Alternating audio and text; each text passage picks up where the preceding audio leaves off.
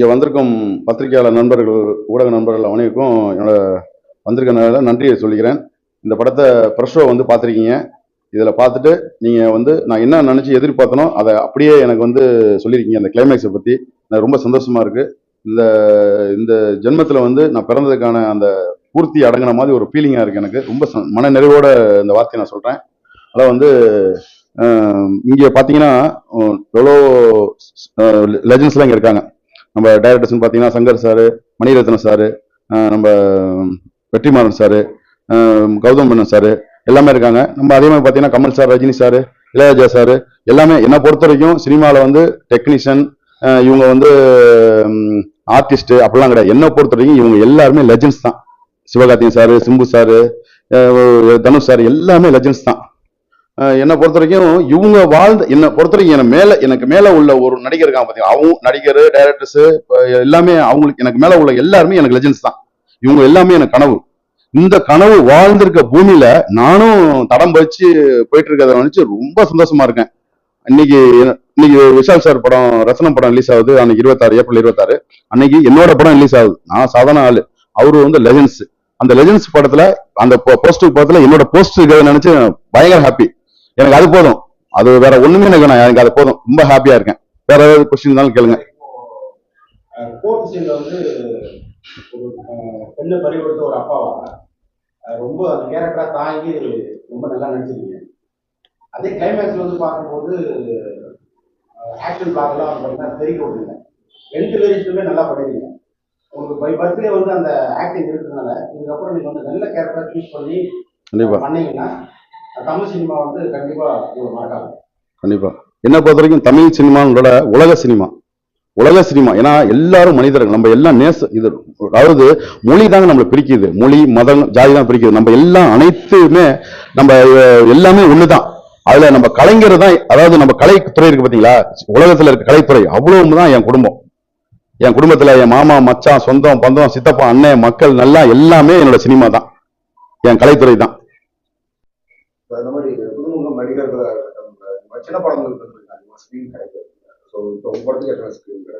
இல்ல அதெல்லாம் கிடைச்சிருக்கு, ஒன்றும் பிரச்சனை இல்லை. அதாவது படம் வந்து டிஸ்ட்ரிபியூட்டர் தான் மெயின். இதுக்கு வந்து ஒரு படத்தை வந்து ரிலீஸ் பண்றதுக்கு டிஸ்ட்ரிபியூட்டர், நம்ம சரியான டிஸ்ட்ரிபியூட்டர் நம்ம தேர்ந்தெடுக்கணும். நீங்க நிறைய பேர் டிஸ்ட்ரிபியூட்டர் எவ்வளவு பேர் இருக்காங்க, நம்ம யாரையும் தப்பா சொல்ல. அவங்களுக்குலாம் கொஞ்சம் நல்ல தெளிவான நம்ம தேர்ந்தெடுத்து நம்ம படத்தை கொடுத்தா கண்டிப்பா நல்ல தேட்டர் கிடைக்கும். பெரிய படம் சிறு படம் கிடையாதுங்க. நல்ல படத்தை எடுத்தா கண்டிப்பா மக்களுக்கு நல்ல மெசேஜ் சொன்னா கண்டிப்பா ஆடியன்ஸ் வருவாங்க. டிஸ்ட்ரிபியூட்டர் ரொம்ப ஹோப்பா அந்த படத்தை எடுத்து பண்ணணும். அதுக்கு என்ன காரணம், நம்ம நல்ல படம் கொடுக்கணும். ஏன்னா நான் வந்து கரெக்டா செஞ்சிருக்கேன், எனக்கு நம்பிக்கை இருந்தாலும் உங்கள்கிட்ட தைரியம் பேச முடியும். அன்னைக்கு இப்போ லாஸ்டா பிரஸ் மீட்ல வந்து கொஞ்சம் என்னோட கஷ்டங்கள் எல்லாத்தையும் நான் வந்து தப்பா சொல்ல, யாரையும் ஒரு கஷ்டப்படுத்தி ஒரு யாரையும் எடுக்கணும்னு நீங்க வரல. என்னோட கஷ்டத்தை நான் சொன்னேன், எனக்கு இது மேல நடந்த கஷ்டத்தை சொன்னேன். ஆனா அதே மாதிரி கான்பிடண்டா இருந்தேன், இந்த படத்துல நான் வந்து நல்லா பண்ணிருக்கேன்னு. இப்ப உங்களுக்கே தெரிஞ்சிருக்கும் நான் இது எப்படி பண்ணிருக்கேன்னு. நான் அன்னைக்கு சொன்னதுக்கும் இப்ப நான் சொன்னதுக்கும் பொய் கிடையாது, கரெக்டா தான் பண்ணிருக்காரு. அதனாலதான் அவர் கரெக்டா சொல்லியிருக்காரு. நான் அவ்வளவு கஷ்டப்பட்டேன். நான் வந்து கஷ்டப்பட்டேன்னு சொல்றதோட நான் அவ்வளவுதான், என்னால அவ்வளவு எக்ஸ்ட்ரீம் லெவல்ல கஷ்டப்பட்டேன். ஏன்னா நான் வந்து இந்த படம் போட்டு படம் பண்ற எனக்கு அந்த ப்ரொடியூசர் நினைப்பெல்லாம் கிடையாது. எனக்கு ஒரு டைரக்டர் எனக்கு வாய்ப்பு கொடுத்திருக்காரு, அந்த வாய்ப்பை நான் கரெக்டா பயன்படுத்திக்கணும் அப்படிங்கிற மனசுல மட்டும் நினைச்சுதான் அந்த படத்தை நான் பண்ணேன். மற்றபடி நான் ஒரு ப்ரொடியூசர் அப்படிங்கிற, ஏன்னா அந்த செட்ல வேலை செய்யறவங்க யார்கிட்ட கேட்டீங்கன்னு சொல்லுவாங்க, நான் வந்து எப்பொழுதுமே அந்த மாதிரி ஒரு குணம் அவசியமா இருக்க மாட்டேன். அது மாதிரி என்னோட அந்த ஷூட்டிங் ஸ்பாட்ல வர பெண்கள்லாம் பாத்தீங்கன்னா, அந்த பெண்கள் அத்தனை பேருமே என்னோட பெண்ணாதான் நான் வந்து அதுங்களை வழி நடத்தினேன். யாரையுமே வந்து நான் அந்த படத்துக்கு வேற மாதிரி கேரக்டர், வெளியே ஒரு கேரக்டர் மாதிரிலாம் எனக்கு கிடையாது. எல்லாமே அவங்களோட அப்பா அம்மா வீட்டுல இருக்கிற மாதிரி நினைச்சுதான் ஃபீல் பண்ணி போனாங்க. எல்லாரோட கருத்தும் அப்படிதான்.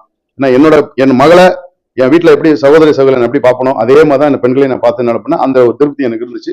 அதே மாதிரி நல்ல டிஸ்ட்ரிபியூட்டர் அதை நல்லா பார்த்தாரு. நம்ம ஆக்ஷன் ஜெனி சார் வந்து நல்ல அருமையான மனிதர். அவர் வந்து பாத்தீங்கன்னா படத்தை பார்த்துட்டு இங்கதான் பார்த்தாரு, அந்த படம் பார்த்து ரொம்ப என்னை வந்து ஹக் பண்ணாரு. ஹக் பண்ணிட்டு அவருக்கு ஹோப் ஆயிடுச்சு, எப்படியாவது அவருக்கு நல்ல தேட்டர் பண்ணி கொடுக்கணும் அப்படின்னு. இன்னைக்கு வந்து ஒரு லெஜண்ட்ஸ் விஷால் சார் படம் இன்னைக்கு வந்திருக்கு. அவர் படத்துல நான் வந்து போட்டிலாம் சொல்ல முடியாது, அவர் படம் வேற லெவலு. என்னால முடிஞ்சதை வந்து செய்யறதுக்கு எனக்கு ஹோப்பு கொடுத்ததுக்கு ஜெனி சார் ஒரு அற்புதமான மனிதர், நல்ல ஒரு மனிதர், நேர்மையான மனிதர், டிரான்ஸ்பரண்டான ஒரு மனிதர். அவர்கிட்ட வந்து நான் வந்து என்னோட தலைவர் வந்து என்னோட சங்க தலைவர் சிறுபான்மை அன்பு சார் வந்து எனக்கு அவர் சொன்னார், ரெஃபர் பண்ணார். அவரு சொன்ன ஆள், அன்பு சார் சொன்னாவே கரெக்டான ஆள் தான் சொல்லுவாரு. அதுல வந்து இவரை சொன்னோன்னே இவருக்கு எனக்கு ரொம்ப சந்தோஷம். என்ன அன்பு சார் இவ்வளவு தூரம் சொல்றாரு, அப்ப நம்ம அவரு கூட நம்ம பிரயாணம் பண்ணலாம்னு பார்த்தா அவரு அதோட அருமையா இருக்காரு. அன்பு சாருக்கு மேல அவரு ரொம்ப நல்லவரா இருக்காரு. அவருக்கு நான் பிரயாணம் பண்றது எனக்கு சந்தோஷமா நினைக்கிறேன். அதனால நல்ல தேட்டர் பண்ணி நல்லா பண்ணிருக்காங்க. எனக்கு தெரிஞ்சு 50ல இருந்து 60 தேட்டர் கிடைக்கும்னு நினைக்கிறேன். போதும் எனக்கு என்னோட இதுக்கு நான் நல்லபடியா சந்தோஷமா திருப்தியா இருக்கேன். மக்கள் ரீச் பண்ணிருக்கோம், பாத்துருவாங்க. இப்ப மஞ்சுமல் பாய்ஸ் படம் பாத்தீங்கன்னா வந்துச்சு. நம்ம மலையாள படம் தான், ஒரு தமிழ் நாட்டுல வந்து தைரியமா அவங்க ரிலீஸ் பண்ணாங்க. ஓடுமா ஓடாமலாம் தெரியல, ஏதோ தைரியமா ரிலீஸ் பண்ணாங்க. ஆனா அந்த படத்தை பார்த்தோன்னே அந்த படம் வந்து நீங்க எல்லாம் அந்த படத்தை கொண்டாடினாங்க. எவ்வளோ பெரிய இதெல்லாம் போயிருச்சு. என்ன காரணம்னா அந்த கிளைமேக்ஸ் வந்து ரொம்ப அருமையா இருந்துச்சு. அது மாதிரி இந்த படமும் என்ன ஓடணும் எனக்கு பெரிய கான்ஃபிடென்ட் இருக்கு. அந்த நம்பிக்கையில நான் தைரியமா சொல்றேன். படத்துல மெசேஜ் நல்ல மெசேஜ் சொல்லி அதே மாதிரி வந்து மத ஒற்றுமை பத்தி நல்லா ஜாதி வேற்றுமை காட்டியிருக்கிற மாதிரி.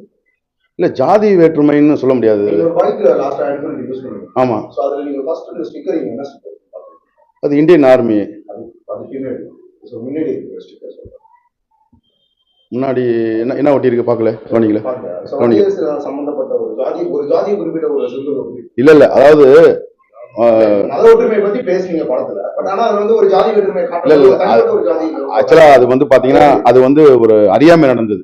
அதாவது பைக் இப்ப நம்ம வந்து உங்களுக்கு தெரியும் சினிமால வந்து பொய், அந்த பொய்யை அதாவது சினிமால வந்து நடந்திருக்க சப்ஜெக்ட் ஒன்னா இருக்கலாம். ஆனா திரை அம்சம் எடுக்கிறப்ப நம்ம ஒருத்தர் அடிக்கிறோம், கண்டிப்பா அடிக்க போறது இல்ல. இப்ப அந்த கிளைமேக்ஸ்ல வந்து நான் நடிச்சது மாதிரியே ஒரிஜினல் கிடையாது. இதுக்கு நிறைய டிஃபரன்ஸ் இருக்கு. அது மாதிரி ஒரு பொய்ய அழகா சங்கர் சார் அழகா சொல்லியிருப்பாரு. ஒரு பொய்ய அழகா சித்தரிச்சு காட்டுறவங்க தான் நல்ல ஒரு கலைத்துறையில வல்லுநர் அப்படி சொல்லியிருப்பாரு. அதே மாதிரி அதை காட்டணும். அதுல நம்மள தெரியாம மிஸ் ஆகி அந்த இது வந்திருக்கு. அதுக்கு நான் அது அதுக்கு ஆக்சுவலா அந்த மாதிரி கிடையவே கிடையாது. எங்களோட எண்ணங்கள் அந்த மாதிரி கிடையாது. ஒரு ஆடியன்ஸ்க்கு அப்படிதானே இருக்கும். தனிப்பட்ட ஒரு ஜாதி இப்ப ஜெய்பீம்னு ஒரு படம் வந்துச்சு. அதுல ஒரு தனிப்பட்ட ஒரு விஷயத்த காட்டுறதுனாலே வந்து அந்த விஷயத்த ரொம்பவே தூக்கி வச்சு பேசுறாங்க. பிரஸ் சைடும் சரி, மக்கள் சைடும் சரி. அப்படி பார்க்கும்போது உங்க படத்துக்கு ஒரு மெசேஜ், ஒரு பெண் குழந்தைக்கான ஒரு மெசேஜ் நீங்க சொல்லிருக்கீங்க. ஆனா இந்த ஒரு விஷயத்த கவனம் இருக்கணும். இல்ல அதான் கவனம் நடந்துருச்சு. அது தெரிஞ்சு நடக்கல, தெரியாம தான் நடந்தது. வந்து அதுக்கு வேணா நான் வந்து மனசார நான் சொல்றேன், அது தெரிஞ்சு நடக்கல. எங்களோட நோக்கம் அது கிடையாது. எங்களை மீறி ஒரு செயல் இப்ப எத்தனையோ படத்தங்கள் மெஸ்ல வந்திருக்கல, அது மாதிரி மீறி நடந்த விஷயங்கள் தான் வழியா. அதுக்கு வேணா அதுக்கு நான் வந்து என்ன சொன்னாலும் அதுக்கு நான் வந்து அந்த நடந்த தவறுக்காக நான் மன்னிப்போட கேட்டுக்கிறேன். ஏன்னா நான் என்னோட எய்மோ யாரோட இப்ப என்னோட டைரக்டருமே சரி என்னன்னு சரி, நாங்க யாரையுமே வந்து ஒரு துன்புறுத்தணும் அந்த மேல நோக்கத்துல சில எங்களை அறியாம நடந்தது. நாங்களும் மனிதர்கள் தான், அந்த அருமையில நடந்தது. ஆனா தப்பான விஷயம் சொல்லக்கூடாதுன்னு தான் என்னோட நோக்கம். அதுல மீறி நடந்துருச்சு. அதனால அதுக்காக நான் பத்திரிகை உங்களை எல்லாத்துக்கும் சேர்ந்து ஒரு மன்னிப்பு கூட கேட்டுக்கிறேன். இப்ப சொன்னீங்க விஷால் படத்தோட வந்து இப்போ நான் என் படம் ரிலீஸ் ஆகுது. விஷால் படத்துக்கு போட்டினாலும் விஷால் படத்துக்கு டஃப் கொடுக்கும். அப்படி கிடையாது, நான் டஃப் கொடுக்கணும் அவங்களுக்கு அப்படியே பேசல. என்ன பொறுத்தவரைக்கும் விஷால் சார் ஒரு லெஜெண்ட்ஸ். அவரு சாதிச்சவருங்க, நான் சாதிக்க ஆசைப்படுறேன். அதனால வந்து சாதிச்சவர் பக்கத்துல போய் நான் நிக்கிறதுக்கு எனக்கு தான் சொன்னேன்ல, ஒரே வார்த்தை ஃபர்ஸ்ட் சொன்னேன்ல, இவ்வளவு பெரிய லெஜெண்ட்ஸ் வாழ்ந்த இடத்துல, மூச்சு காத்து படத்துல நடந்த இடத்துல நானும் நிக்கிறேங்கிறதுல பெருமை கொள்றேன். அப்படிங்கிறப்ப எனக்கு ரொம்ப சந்தோஷம். அவரு பக்கத்துல என் பேனர் இருக்குது, அது எனக்கு போதுங்க. எனக்கு அது போதும். அவரை போட்டி போதுங்கன்னா யாருங்க, அவரோட லெவலே வேற. அவரு சாதிச்சவரு, நான் சாதிக்க ட்ரை பண்ணிட்டு இருக்கேன். நான் வேணா சாதிச்சதுக்கு அப்புறம் வேணா இதை நம்ம பேசலாம் வழியா. ஆனா கண்டிப்பா இப்ப அவங்களோட இதெல்லாம் அரைவப்ப எனக்கு தேவைப்படும். நாளைக்கு விஷால் சார் கூட நான் படத்துல நான் ஆப்போசிட்டா வில்லன் அவரு பண்ணுவேன், ரஜினி சாருக்கு பண்ணுவேன், எல்லாத்துக்கும் நான் பண்ணுவேன். என்னோட ஆசை என்னன்னா சிவகார்த்திகேயன் சாருக்கு வில்லன் நான் பண்ணணும், தொடர்ந்து நடிக்கணும், பயங்கரமா பண்ணணும். எனக்கு நல்ல ஒரு பெரிய வராது இந்த நடிகர் இருந்தா படம் நல்லா இருக்கும்னு ஒரு கேரக்டர் இருக்காங்கல்ல, அந்த மாதிரி கேரக்டர் இடத்துல உலக சினிமால நான் இருக்கணும்னு ரொம்ப ஆசை. என்னோட நடிப்பு நடிப்பு நடிப்பு நடிப்பு இது மட்டும் தான் என்னோட உயிர் மூச்சு.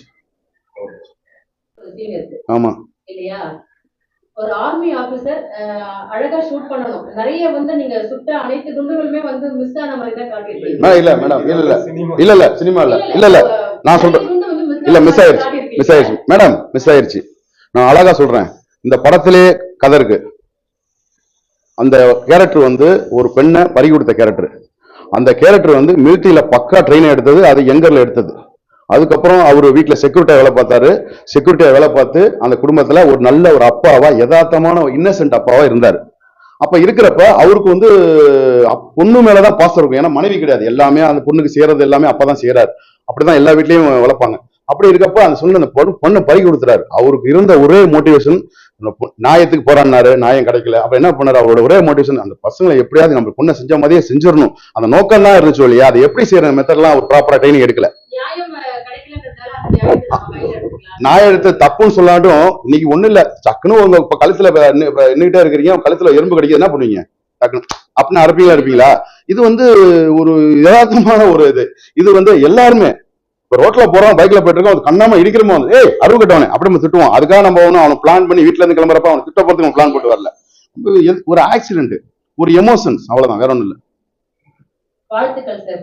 ரொம்ப நன்றி மேடம். ரொம்ப நல்ல படம் உங்கள்ட்ட பண்ணிருக்கீங்க. அதாவது உங்களுடைய கடைசி கிளைமேக்ஸ் வந்து உண்மையில ஒரு பெரிய நடிகர் நடிச்ச ஒரு திருப்தி வந்து எங்களுக்கு கிடைச்சது. எனக்கு ரொம்ப படம் வந்து ஒரு யதார்த்தமான ஒரு டிராவல்ல நீங்க போனாலும் கடைசி கிளைமேக்ஸ் பாத்தீங்கன்னா எல்லாருமே கலங்க வச்சீங்கன்னு சொல்லலாம். அப்படி ஒரு கேரக்டர் நீங்க பண்றதுக்கு உங்களுக்கு பெரிய சகிப்புத்தன்மையோட தைரியமும் வேணும்னு சொல்லலாம். சோ இது மாதிரி நிறைய படங்கள் நீங்க கொடுக்கணும்னு எங்க நான் மீடியா சார்பாகவும் எல்லாரோட சார்பாகவும் நான் விஷ் பண்ணிக்கிறேன். இந்த ஒரே வார்த்தைக்கு தான் மேடம் என் வாழ்நாள்ல நான் வந்து இவ்வளவு நாள் நான் ஓப்பனா ரொம்ப ஃபீல் பண்ணி வார்த்தை சொல்றேன். இந்த ஒரே ஒரு வார்த்தைக்காக தான் என் லைஃப்ல அவ்வளவு கஷ்டத்தை நான் தாங்கிக்கிட்டேன். எனக்கு நல்ல நடிகர் ஆகணும், எனக்கு நல்ல இந்த நடிகர் இல்லாம படம் இருக்கக்கூடாது. அந்த கண்டிப்பா இந்த ஆசையை இந்த உலகத்துல நிறைவேற்றுவேன். இறந்ததுக்கு அந்த மாதிரி நான் ஒரு நடிச்சு அந்த மாதிரி ஒரு எல்லா இடத்துக்கும் நான் பூர்த்தி செஞ்சதுக்கு அப்புறம் தான் என் இறப்பு கண்டிப்பா இருக்கும். அதுக்கு முன்னாடி இறப்பு வந்து அந்த இறப்பை வந்து அடிச்சு விரட்டிடுவேன். இது என்னோட கான்பிடென்ட். கண்டிப்பா கண்டிப்பா. ரொம்ப நன்றி நன்றி. இதை வந்து நீங்க தான் மக்கள்கிட்ட போய் சேர்க்கணும். ஏன்னா உங்களோட எல்லாமே சகோதர சகோதரிகளா பாக்குறேன். ஏன்னா பத்திரிகையாளர் தாங்க உலகத்துல மிகப்பெரிய சக்தி. அவங்கள யாரையுமே தப்பா சொல்லக்கூடாது. பத்திரிகையாளர் மிகப்பெரிய சக்தி. அந்த சக்தியை நம்ம வந்து எப்படி நம்ம அம்மா அப்பா வீட்டுல குடும்பத்துல ஒருத்தருக்காங்களோ அது மாதிரி பத்திரிகையாளர் நம்ம நேசிச்சோம்னா கண்டிப்பா அவங்கதான் இப்ப எடுத்து சொல்றதுக்கான ஒரு ஒரு ஒரு ஆயுதங்கள். அவங்கள வந்து நம்ம கனம் பண்ணணும். அவங்கதான் உண்மையுமே சக்தி. அந்த சக்திக்கு மிகப்பெரிய நன்றி. என்ன நல்லபடியா இந்த உலகத்துல நல்ல நடிகனா என்ன ஆக்கி விடுங்க. ரொம்ப எல்லாத்துக்கும் சாசகமா கேட்கிறேன். ஏப்ரல் 26 ரிலீஸ் ஆகுது படம். எல்லாரும் தியேட்டருக்கு போய் கண்டிப்பா பார்க்கணும். இந்த படத்தை பார்த்துட்டு எனக்கு நல்ல ஒரு அங்கீகாரத்தை கொடுக்கணும். வணக்கம். இந்த படத்தோட ஸ்டன் மாஸ்டர் நான். இடிமின்னல் இளங்கோ என் பேரு. இதில் பார்த்தீங்கன்னா இங்கே வெயில் அதிகமாக இருக்குன்னு சொல்லிட்டு ஏற்காடுக்கு போனோம். ஏற்காடில் பார்த்தீங்கன்னா அது மலை மேலே வந்து ரொம்ப பைக் ஓட்ட முடியல, ரொம்ப சர்க்கிளானது. அந்த இதெல்லாம் வந்து அவ்வளோ ரிஸ்க் எடுத்து அவர் அவ்வளோ இதாக பண்ணார். என்னன்னா அவர் ஃபுல்லாகவே வந்து ஆக்ஷன் மேலே வந்து அவ்வளோ நம்பிக்கை அவருக்கு. ஆக்ஷன் வந்து நல்லா பண்ணணும் மாஸ்டர், எல்லாமே பண்ணணும், நீங்கள் நிறைய எனக்கு வந்து என்ன வேணா சொல்லுங்க, நான் ஆக்ஷன் நல்லா பண்ணுறேன் அப்படின்னு சொல்லிட்டு எனக்கு உறுதியாக வந்து நான் பண்ணுறேன்னு சொல்லும் போது எனக்கே ஒரு பெரிய சந்தோஷம். சரி கரெக்டான ஒரு ஆள் கிடைச்சிட்டாரு, நம்ம கண்டிப்பாக இந்த ஆக்ஷன் வந்து நிப்பாட்டணும்னு சொல்லிட்டு 2 நாள் தூங்க கூட இல்லை. நான் தூக்கமே வரல. சரி இந்த ஃபைட்டை எப்படா நிற்க வைக்கணும் அப்படின்னு சொல்லிட்டு நிறைய பண்ணியிருக்கோம். இதில் பார்த்தீங்கன்னா ஜம்ப் பண்ணிலாம் வந்து நிறைய அடிச்சுப்பாரு. அதெல்லாம் பார்த்தீங்கன்னா கேப்டன் சார் தான் அடிச்சிருப்பாரு. அது மாதிரிலாம் அந்த மாதிரி வந்து இவரும் சரி ஏதோ ஒன்று பண்ணணும். ஏன்னா அவர் வந்து கேப்டன் படம் வந்து நிறைய பார்த்துருக்காரு. அவர் பார்த்துட்டு விஜயகாந்த் சார் மாதிரி பண்ண மாஸ்டர், அதுக்கு எதனா ஒன்று பண்ணுங்க அப்படின்னா நானே விஜயகாந்த் சார் மாதிரி பண்ணணுமா சார், அவர் லெஜண்ட், பயங்கரமான அது ஃபைட்டுக்கே வந்து பயங்கரமானவர், அவர் ஒரு ஃபைட்டர் சார், அந்த அளவுக்கு அவர் பண்ணுவாரு அப்படின்னு சொல்லிட்டு நான் என்னோட இது நினைச்சிட்டுனா நான் என்னோட மாஸ்டர் ஆகும்போது என்னோட ரோல் மாடலே வந்து ஒரு மாஸ்டர், பெரிய மாஸ்டர். அவர் வந்து ஃபைட்டுக்கே வந்து பெரிய சிறந்த ஃபைட் மாஸ்டர்.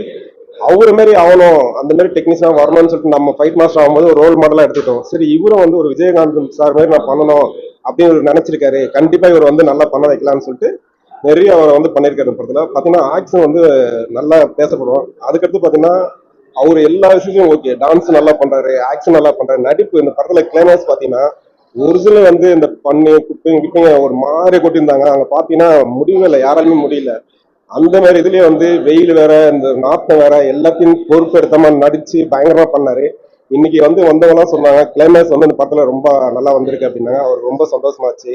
ஒரு நடிகரா வந்து என்ன தேவையோ டான்ஸு, ஃபைட்டு, நடிப்பு எல்லாமே அவர்கிட்ட ஒரு நடிகராக்கு தகுதி எல்லாமே இருக்கு. அவரு கண்டிப்பா இந்த படம் வந்து 26ஆம் தேதி ரிலீஸ் ஆகுது.